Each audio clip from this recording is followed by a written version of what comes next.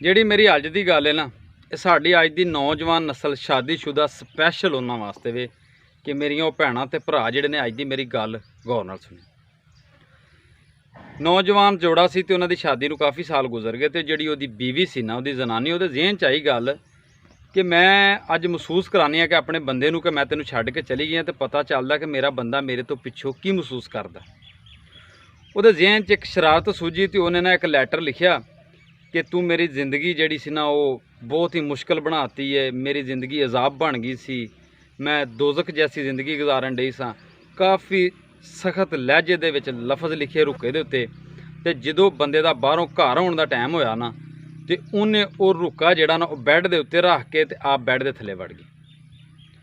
बंदा आया बैड ते बैठा, जदों उन्हें वेख्या वो रुका पढ़िया, उन्हें पढ़ के तो उन्हें पेंसिल फड़ी ते दूसरी साइड ते उन्हें खुद लिखना शुरू करता। ਜਦੋਂ ਲਿਖ ਲਿਆ ਨਾ ਉਹਨੇ ਤੇ ਲਿਖ ਕੇ ਉਹ ਰੁਕਾ ਉੱਥੇ ਹੀ ਰੱਖਿਆ ਤੇ ਉਹਨੇ ਇੱਕ ਮਿਊਜ਼ਿਕ ਲਾ ਲਿਆ। ਮਿਊਜ਼ਿਕ ਲਾ ਕੇ ਤੇ ਨੱਚਣ ਲੱਗ ਪਿਆ, ਭੰਗੜਾ ਪਾਇਆ।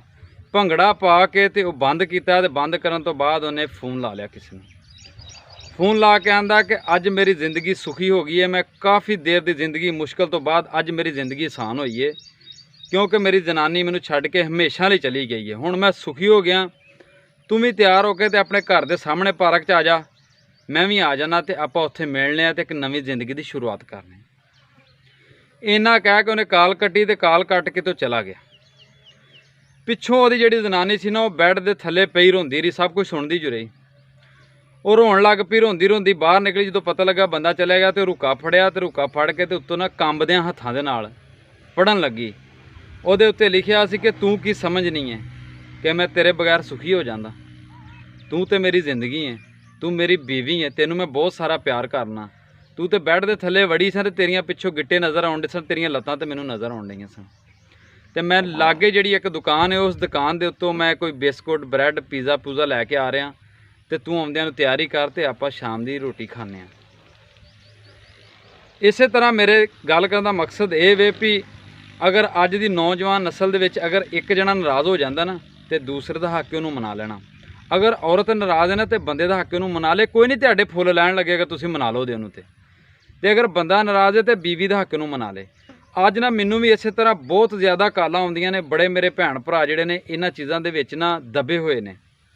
कोई कह रहा कि मेरी बीवी जिहड़ी वो नहीं मेरे नाल सुलह करदी ते मैनू मनांदी नहीं, कोई मेरियां भैणां दी काल आउंदी इस तरह।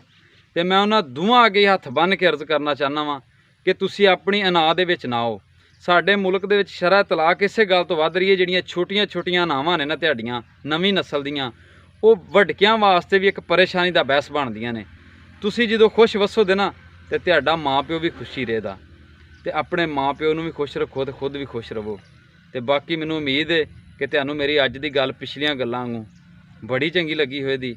मेरी दुआ है हमेशा खुश रवो ते तुहाडे घर आबाद रहन।